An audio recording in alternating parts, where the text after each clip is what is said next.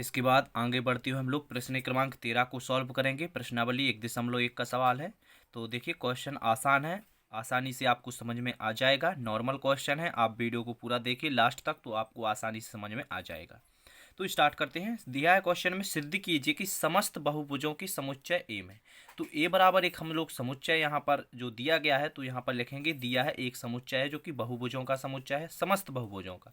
इसके बाद दिया है कि एक आर संबंध दिया गया है जिसमें P1 P2 दो भुजाएं दी गई हैं और P1 P2 दोनों आपस में यहाँ पर बराबर होंगी। ठीक है, यहाँ पर भुजाओं की संख्या समान है।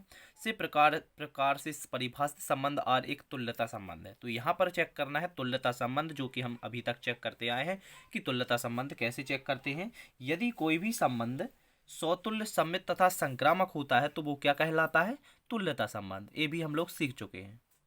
और तुल्यता संबंध कैसे निकालते हैं, तो यहाँ पर यदि कोई भी संबंध दिया गया है तो यदि वो स्वतुल्य, सममित तथा संक्रामक हो तो वो तुल्यता संबंध कहलाता है। ठीक है, तो यदि हम स्वतुल्य की बात करते हैं तो स्वतुल्य भी सीख चुके हैं कि यदि डबल अवयव है यानी कि सेम अवयव है, जैसे कि यहाँ पर ए अवयव आर में बिलोंग्स करता है तो वो स्वतुल्य कहलाता है। यदि ए बी अवयव आर में बिलोंग्स करता है तो बी ए अवयव भी इसका अपोजिट आर में बिलोंग्स करना चाहिए तो वो क्या कहलाता है, सम्मित कहलाता है। इसके बाद यदि बात करें संक्रामक की, तो संक्रामक में क्या होता है, यदि ए बी और बी सी अवयव आर में बिलोंग्स करते हैं तो ए सी अवयव भी आर में बिलोंग्स करते हैं तो ये कहलाता है संक्रामक।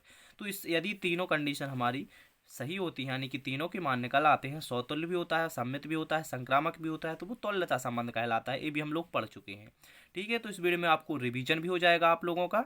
तो इस सवाल को आसानी से हम लोग सॉल्व करते हैं। तो सबसे पहले जो दिया है वो लिख लेते हैं और यहाँ पर इस सवाल को सबसे पहले तुल्यता संबंध चेक करना है, इसके बाद में ये लास्ट वाला पार्ट करेंगे। ठीक है, तो सबसे पहले जो दिया है क्वेश्चन में वो लिखेंगे। तो यहाँ पर लिखा है कि दिया है, फिर क्या दिया है, तो ए बराबर क्या दिया है, समस्त बहुभुजों का समुच्चय दिया गया है। तो यहाँ पर क्या लिख देंगे, ए बराबर समस्त बहुभुजों का समुच्चय, समस्त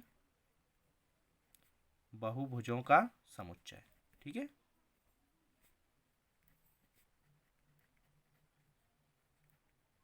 इसके बाद देखो ये तो लिख लिया। इसके बाद में क्या लिखना है, इसके बाद जो संबंध दिया गया है तो वो संबंध लिखेंगे तथा आर बराबर P1 P2 भी दिया गया है। ठीक है, तो P1 P2 such that P1 तथा P2 की भुजाओं की संख्या समान है, भुजाओं की संख्या यहाँ पर क्या होगी, समान होगी। तो ये भी आपको लिख देना है। इसके बाद क्या क्या चेक करेंगे, यहाँ पर चेक करेंगे स्वतुल्य। तो स्वतुल्य के लिए क्या कंडीशन होती है कि सेम अवयव, जैसे कि ए अवयव आर में बिलोंग्स करते हैं, तो लेकिन यहाँ पर P दिया गया है तो यहाँ पर हम लोग P1 और P2 जो दो भुजाएं दी गई हैं तो P2 को भी यहाँ पर हम P1 मानेंगे स्वतुल्य के लिए। ठीक है, तो यहाँ पर क्या लिखेंगे, यहाँ पर सबसे पहले लिखेंगे कि जो P कोई भी भुजा है वो R से बिलोंग्स करती है। ठीक है, तो ये लिख देना है कि P है जो वो R से बिलोंग्स करती है तो P1 और P1 कोई दो भुजाएं हैं P1 P1 तो वो R में बिलोंग्स करती हैं। क्योंकि अब क्यों करती हैं तो इसका एक कारण भी देना पड़ेगा, क्योंकि P1 में भुजाओं की संख्या है जो P2 की भुजाओं की संख्या के बराबर है। तो यहाँ पर आपको लिख देना है। तो इस प्रकार आपको लिख देना है कि प्रत्येक बहुभुज P1 में भुजाओं की संख्या है जो बहुभुज P की भुजाओं की संख्या के बराबर है। तो यहाँ पर R क्या हो जाएगा, R स्वतुल्य होगा। तो यहाँ पर लिख देंगे कि R क्या है, स्वतुल्य है। अब बात करते हैं सममित की। तो सममित में क्या होता है, देखिए यहाँ पर सममित में यदि P1 और P2 दो भुजाएं हैं जो वो R में बिलोंग्स करती हैं। क्यों करती हैं, क्योंकि P1 में भुजाओं की संख्या है जो P2 की भुजाओं की संख्या के बराबर है। तो यहाँ पर लिखेंगे क्योंकि बहुभुज P1 तथा P2 में भुजाओं की संख्या समान होगी।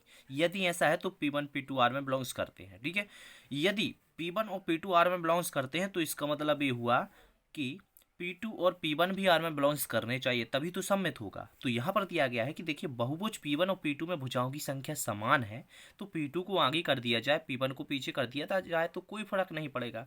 तो यहाँ पर हम कह सकते हैं कि यहाँ पर हम लोग लिख सकते हैं कि P2 की भुजाओं की संख्या, यहाँ पर P2 तथा P1 में भुजाओं की संख्या समान होगी। भुजाओं की संख्या समान होगी। तो इसका मतलब हुआ कि P2 और P1 भी R में बिलोंग्स करेंगे तो फिर क्या होगा, यहाँ पर R होगा सममित। तो यहाँ पर लिख सकते हैं कि R है, सममित है। अब बात करते हैं संक्रामक की। तो संक्रामक में भी देख लेते हैं। तो यहाँ पर सबसे पहले संक्रामक लिखते हैं। और संक्रामक में यदि बात करें कि P1 P2, ठीक है, तो यहाँ पर लिखेंगे कि P1 और P2 है जो R में बिलोंग्स करती है। तो इसका मतलब ये हुआ कि P1 तथा P2 में भुजाओं की संख्या समान है।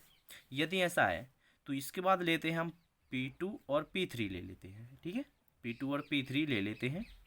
तो ये भी R में बिलोंग्स करती हैं। तो इसका मतलब ये हुआ कि P2 और P3 में भुजाओं की संख्या समान है। यदि ऐसा है तो फिर P1 और P3 भी तो R में बिलोंग्स करेंगी।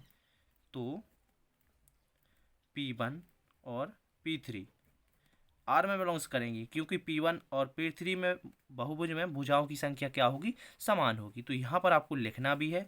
तो यहाँ पर लिख देना है कि अर्थात या फिर क्योंकि, तो यहाँ पर अर्थात करके लिख देना है कि P1 और P2 में भुजाओं की संख्या समान है। तो इस प्रकार आपको लिख देना है। ठीक है, इसके बाद आपको लिख देना है कि अतः R एक स्वतुल्य सममित तथा संक्रामक है। इस प्रकार हम इसको कह सकते हैं कि यह एक तुल्यता संबंध है। ठीक है, तो इस प्रकार हम लोगों को तुल्यता संबंध चेक करना था। इसके बाद जो क्वेश्चन में दिया था, देखिए यहाँ पर इसके बाद दिया था 3, 4, 5 लंबाई की भुजाओं वाले समकोण त्रिभुज से संबंधित समुच्चय ए के सभी अवयवों का समुच्चय ज्ञात कीजिए। ठीक है, तो आपको ये लिख देना है कि भुजाओं 3, 4 तथा 5 वाले समकोण त्रिभुज से वह बहुभुज संबंधित होगा जिसमें भुजाओं की संख्या 3 होगी। क्योंकि यहाँ पर स्पष्ट दिया गया है कि भुजाओं 3, 4, 5, तो 3 भुजाएं दी गई हैं। देखिए बहुभुज में बहुत सारी भुजाएं होती हैं, लेकिन यहाँ पर बोला गया है भुजाओं 3, 4, 5 वाली। तो मान के चलते हैं यहाँ पर समकोण त्रिभुज भी बोला गया है। तो यहाँ पर यदि हम लोग समकोण त्रिभुज ले लेते हैं, एक ABC, ठीक है, जिसमें देख एक 3, एक 4 और एक 5 जी भुजाओं वाले यहाँ पर दिया गया है 3, 4, 5 वाले 3, 4 तथा 5 वाले समकोण त्रिभुज से वह बहुभुज संबंधित होगा जिसमें भुजाओं की संख्या 3 होगी। यानी कि 1, 2, 3 भुजाएं दी गई हैं ना यहाँ पर, तो 3 होगी। तो यहाँ पर फिर लिखा गया है कि भुजाओं 3, 4 तथा 5 वाले समकोण त्रिभुज से संबंधित बहुभुज क्या होगा, त्रिभुज होगा। तो त्रिभुज ही होगा, क्योंकि 3 भुजाएं बोला गया है तो क्या होगा, फिर त्रिभुज होगा ना। 3 भुजा बोला गया है तो क्या होगा, त्रिभुज होगा। भले ही यहाँ पर बहुभुज की बात की गई है, लेकिन यहाँ पर होगा तो त्रिभुज। क्यों होगा, क्योंकि यहाँ पर 3 भुजाओं की बात की गई है, तो फिर क्या होगा, त्रिभुज होगा। तो यही तो आपको लिखना था। तो इसमें थोड़ा कंफ्यूज करने के लिए इसमें घुमा फिरा के दिया गया था, लेकिन आपको ये सब लिख देना है। ठीक है, तो आई होप आप लोगों को ये क्वेश्चन आसानी से समझ में आ गया होगा। इसके बाद नेक्स्ट वीडियो में हम लोग प्रश्न क्रमांक 14 को सॉल्व करेंगे। Thank you.